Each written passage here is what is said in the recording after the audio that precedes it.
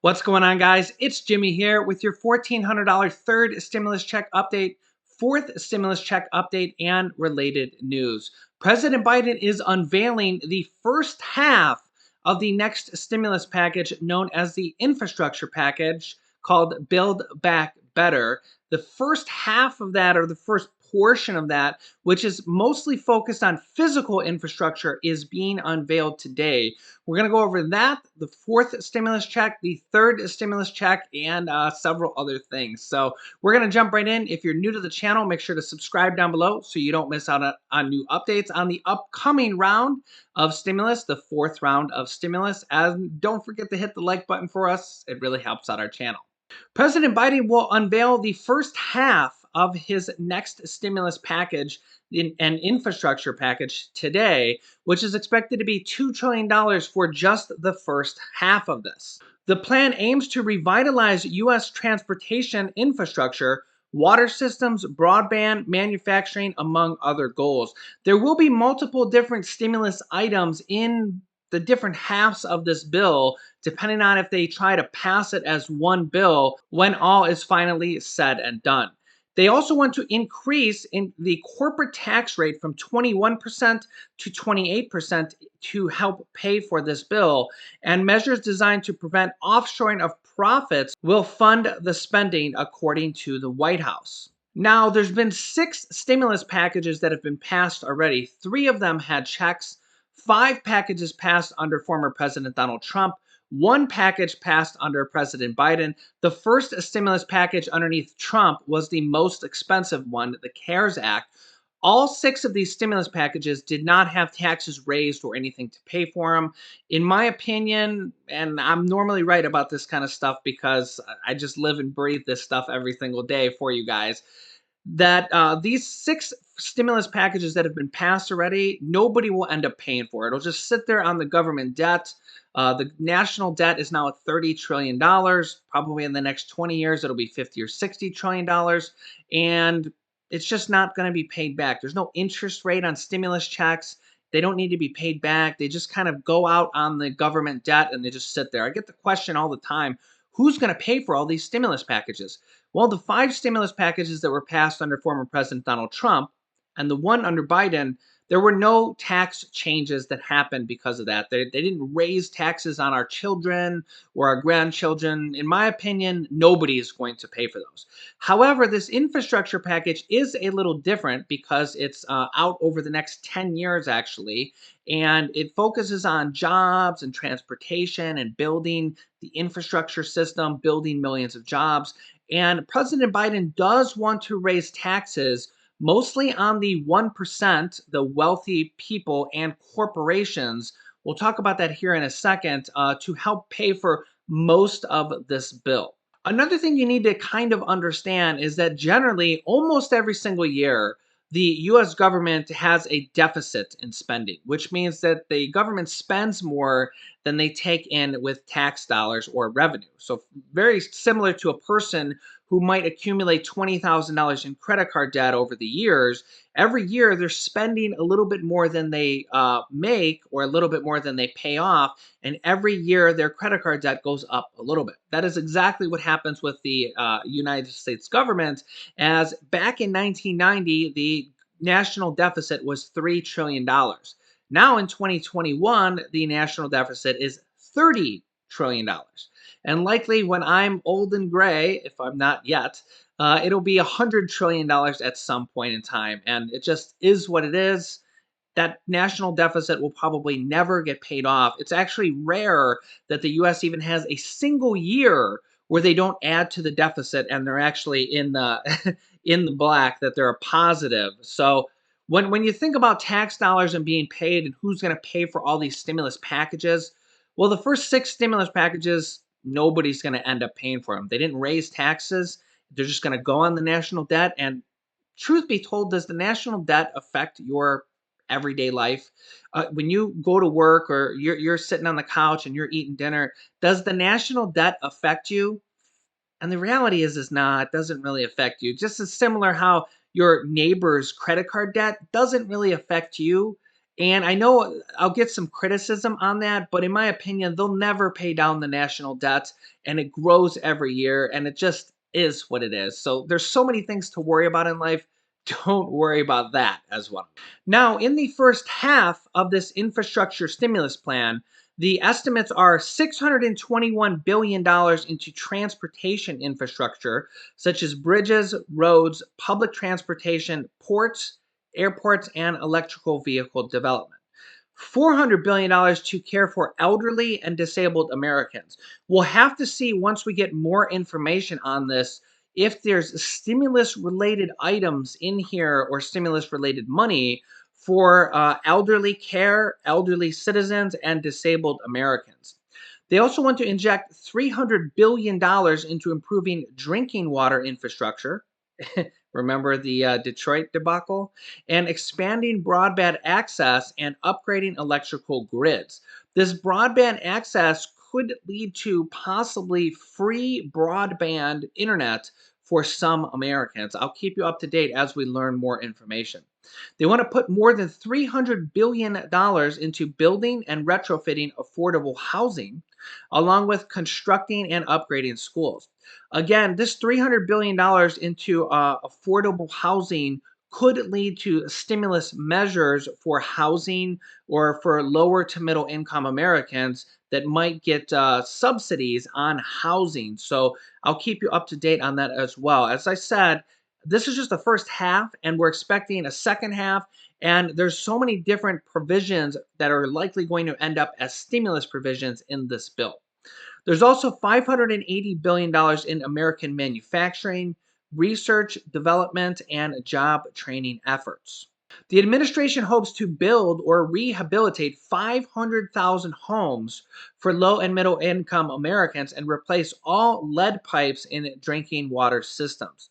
The plan also aims to deliver universal, affordable broadband service. The White House plans to fund the spending by raising the corporate tax rate to 28%. President Donald Trump and the Republicans slashed this from 35%, which is what it was in 2016, all the way from 35% down to 21% as part of the 2016 Trump tax cuts. The administration also wants to boost the global minimum tax for multinational corporations and ensure that they pay at least 21% in taxes in any country. The White House also aims to discourage firms from listing tax havens as their address and writing off expenses related to offshoring, among other reforms.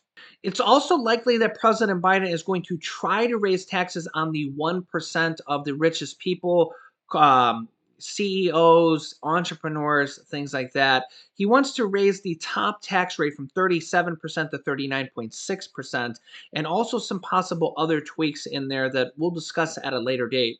I personally think this is not where they need to focus because if you're an entrepreneur and you're doing well, right now you're paying 37% tax on the federal. If you live in a state with tax, you're anywhere between 5 and 13% for the state. If you're in California, you're at 13.3% just for your state taxes as the highest rate, plus 37% from the federal. You're already over 50% taxes, not including Social Security, Medicare taxes, self employment taxes, property taxes, sales taxes. You're well over 50% tax, which means the government is actually making more of your money than you get to keep yourself. Here's, in my opinion, where the government needs to focus on bringing in tax revenue because they have to bring in tax revenue from somewhere. Here's where I think it should be. A large percentage of Fortune 500 companies, such as Amazon and other companies, pay $0 in federal tax every single year. As you can see, in 2018, nearly 100 companies out of the Fortune 500 had an effective tax rate of 0% in 2018. Amazon paid $0 in federal tax on $11.2 billion in profits in 2018. 2019 and 2020, there's not really a lot of data out yet, but it's basically the same thing every year. These corporations that make billions and billions of dollars in profit pay $0 or little in taxes. In fact, from 2009 to 2018, Amazon paid an effective federal tax rate of 3% on profits totaling $26 billion in profit.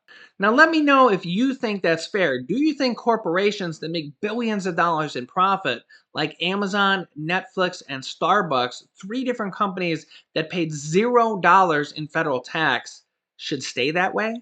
As opposed to taxing successful individuals more than 50% of their income, corporations that make billions of dollars literally pay $0 in tax. I think that is where they need to focus. If we want to pay for infrastructure and we want to pay for upgrading our economy, upgrading our country, creating millions of jobs, the tax money has to come from somewhere, unless you're just adding it onto the national debt like they did with the stimulus programs. Infrastructure is a little different because it's not really just like an emergency stimulus package that only happens in a once, every 20 years, once in a 100-year pandemic type of thing. Stimulus is different because it's emergency relief. Okay. Infrastructure, as the Biden administration is doing, is trying to pay for that. Well, tax dollars have to come from somewhere. So let me know your thoughts where you think the tax dollars should come from. And remember that typically almost every single year, the United States runs a deficit, which means they take in less tax dollars than they spend. So yeah, every single year it's equivalent to the government basically racking up credit card debt.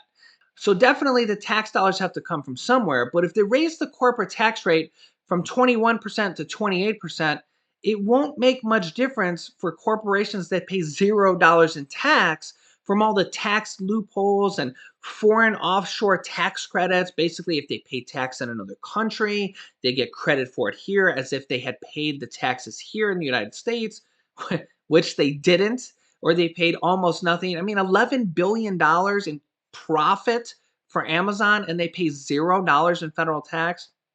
Come on. That's where I think they should implement a minimum tax rate for corporations that have to pay a minimum of say 10 or 15% in the United States so that so the US is getting some tax money. Again, the tax has to come from somewhere. So it either comes from people or corporations. And again, corporations that are making billions and billion dollars in profit are paying no tax. Now, there is the counter argument, which is typically the Republican argument, is that lowering taxes brings more business to the United States. And I actually agree with that. I think that what Trump did, and I don't normally praise presidents very often, but President Donald Trump lowered tax and was able to get an economy going pretty well before the pandemic hit. And then now the stock market's actually back to an all-time high underneath President Biden. So the economy, at least in the stock market, is doing pretty well.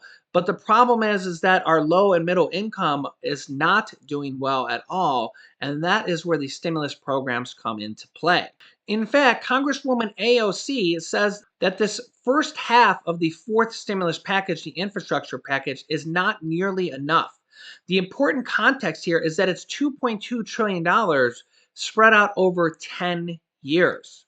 For context, the last COVID package was $1.9 trillion for this year alone, with some provisions lasting 2 years. We are expected to see multiple different stimulus items or stimulus checks when they end up actually passing this bill and releasing both half of it, including universal free pre-kindergarten or preschool for children that are like ages 2 through 5, along with free community college that, in my opinion, which will likely be not just for people who graduate from high school, but also adults that want to go back to college. It's likely that the government will just pay for these programs like a lot of other countries do already and provide this free type of schooling to Americans.